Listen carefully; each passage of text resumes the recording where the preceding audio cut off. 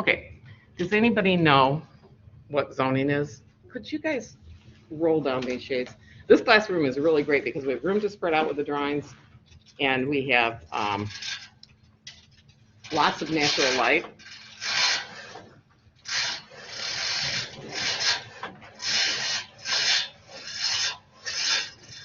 All right, that's better. Okay, so who knows what zoning is?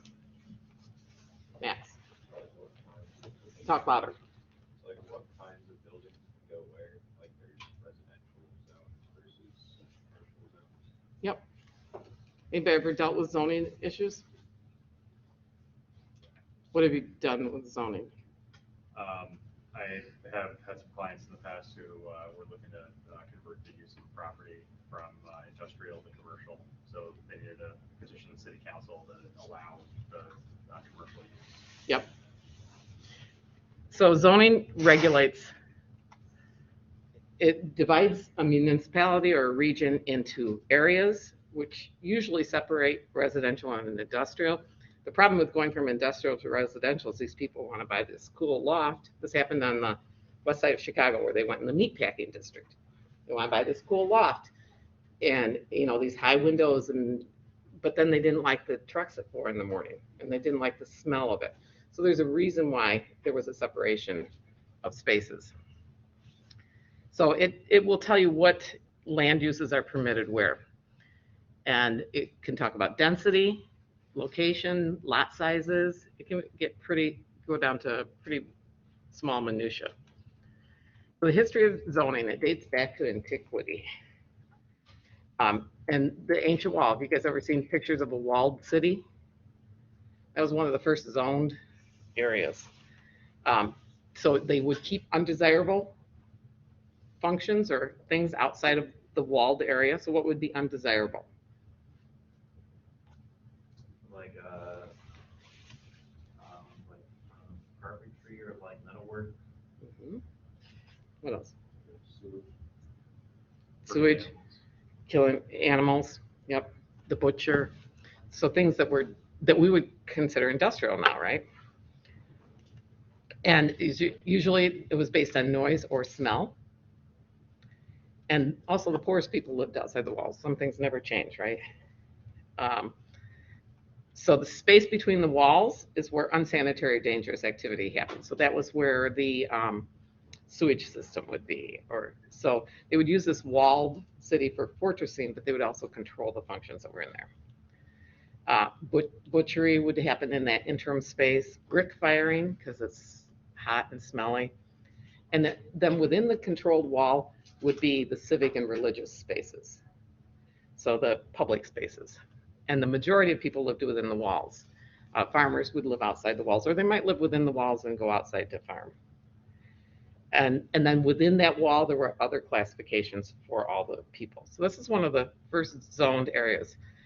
Most people also worked in their homes, which is why if you had a certain, well,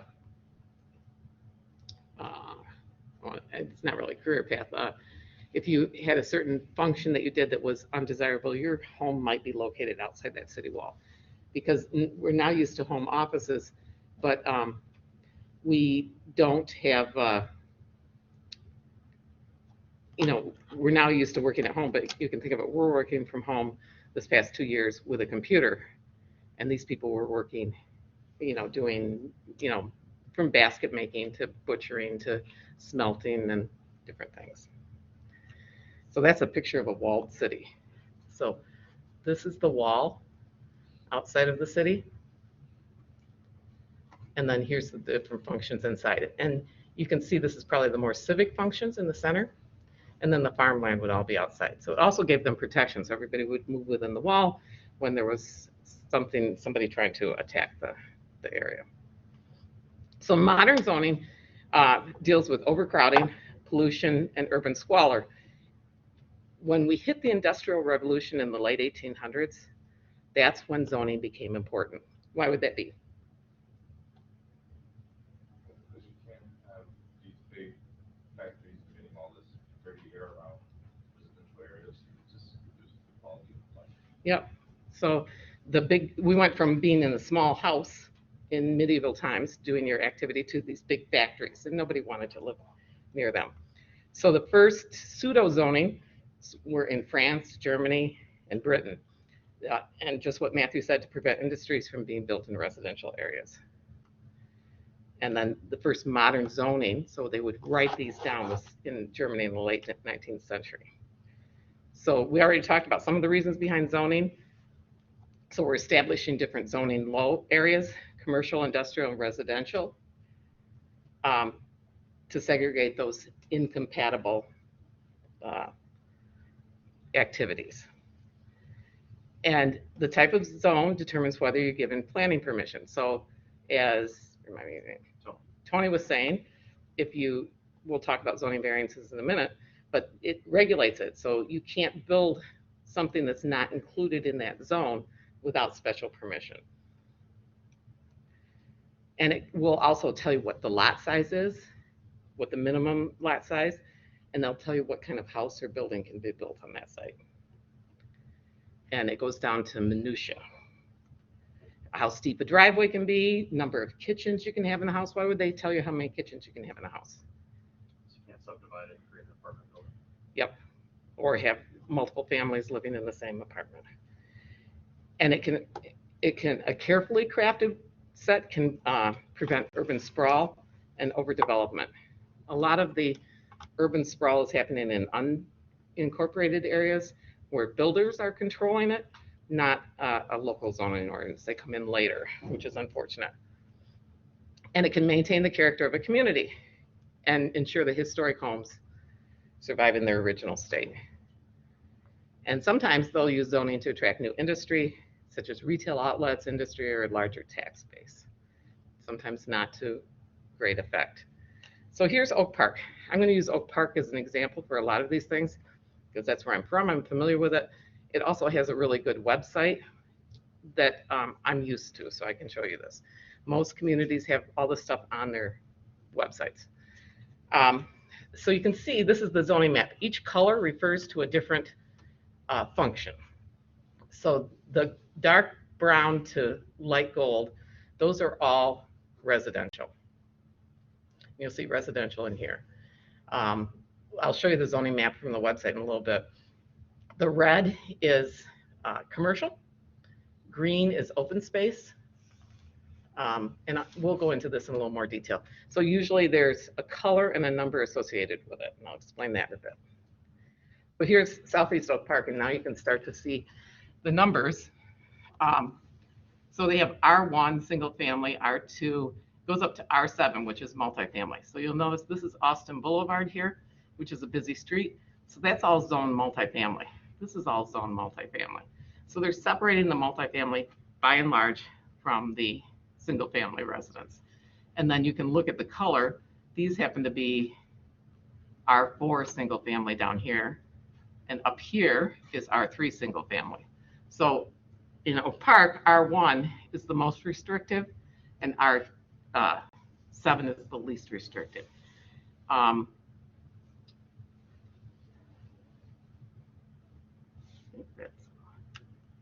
So here's some information. I'm going to pull up the Oak Park zoning map in a little bit and go over that with you. And it will tell you how big the houses can be, what functions you can have on there, and what's the maximum building coverage area. And if you violate any of those, you have to go for a zoning variance to the village. So how does it address urban sprawl? It can maintain minimum lot sizes, so you don't have the houses too close together or too tight on it. It can have setbacks. Who knows what a setback is? Go ahead. It's the amount of space you need to have between the lot line and the actual building itself. Yeah, so front, rear, and side setbacks. Floor area ratio is used in Chicago, and that's how much square footage you can build on a particular site. It'll tell you the height limitations and the types of buildings. I put on here, Houston has no zoning. Houston, Texas believes in freedom. Houston has no zoning. So what do you think happened in Houston with no zoning? Somebody else. What do you think happened when they don't have zoning? Me? Yeah. a lot of people left certain areas. That could happen. Or you built your dream house. And that's something that you don't want to be next to, could be built next to it, right? So what happened in Houston was they created these gated communities. And they essentially created their own zoning within the community. So you'll hear about gated communities, and they have their own zoning area, so it just stays residential. Here's Wheaton's zoning map.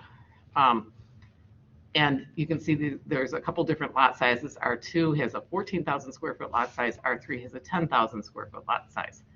So the lot size will be attached to the zoning notation. So you can also use it to maintain historical character. You can limit the demolition of historic buildings, maintain uniform appearance, and require additions to historic buildings go through a process and get approval. You can limit the types of new constructions in a historic district, and you can create setbacks and streetscapes. So a famous one is Williamsburg. Has anybody ever been to Williamsburg? Me neither. Williamsburg is an older community. Dates, I should look up the exact date. Late 1700s, early 1800s, and it's colonial Williamsburg. It has all these colonial-looking houses. It is not a historic village. People who live here have cars, they have computers, they drive to work, but the houses are, if you buy in there, you're required to maintain the historical character of it. So it's down to the fence. The roads are all dirt roads. So it looks like it did 200 years ago. So that's one type of historical. Oak Park has 3 historic districts in it. There's the Frank Lloyd Wright Historic District. And this is Frank Lloyd Wright's home and studio. And I will probably be doing, when it gets warmer, I'll be doing a tour with the architecture club of the Frank Lloyd Wright Historic District. If you had me for intro, I did it for that class. This is also in the historic district, even though it's not a Frank Lloyd Wright building, but it's considered important to the area. So they protect these buildings in that space. This it's kind of blurry, but it's looking at a whole streetscape. So all these houses are considered historic because they support the historic district, even if it's not a famous architect. We also have the Ridgeland Historic District. So this is a house on the Ridgeland Historic District. And if you're in the historic district, you're restricted to more intense rules. And then the last one we have is the Gunderson Historic District. This one's kind of interesting because Gunderson, there were 2 brothers, and they built all these houses, and they're arts and crafts houses in certain areas. So they have their own little subdivision. So this is houses only done by these 2 brothers, the Gundersons, and this is a typical looking Gunderson house. So if you're in any of those 3 historic districts in Oak Park, you have restrictions on what you can build and where. So I don't want to build, I want to build something different. What do I need to do? You need to appeal, go to the zoning board and appeal if you are not using permissible building types, you're not following the setbacks, or you're not doing the floor area amendments. You also have to go if you do additions to non-conforming structures. Anybody know what a non-conforming structure is? Go ahead. This is kind of, if you didn't know this, if you didn't work in this, you probably wouldn't know it. But a non-conforming structure is essentially something that would be like sort of grandfathered into a zoning district, even though it would not be permitted to be built now. So right. You have like an old factory that's in like a residential area. Or even a house that's built too close to the property lines. Right. So I got to take pictures. My husband keeps saying I need to make a Frank Lloyd Wrong process. So I'll take some pictures of some in my neighborhood. So there was a house that was built right on the property line. And all you have to do is apply for a zoning variance, and they'll let you build up or back to match that line. Well, whoever did this developer who sold it, didn't want to do that. So it was a bungalow, and he shifted the whole second floor over. It's awful. Because he didn't go for a zoning variance. So when you go for a zoning variance, the community that you're getting the variance in will notify either by placards and letters, the people within a certain range of there, and they'll have a zoning meeting, and you can sometimes it's put in the newspaper, and you can go to the meeting where your neighbor's trying to do a zoning variance, and you can say, I support this, or I don't want this to happen. So that's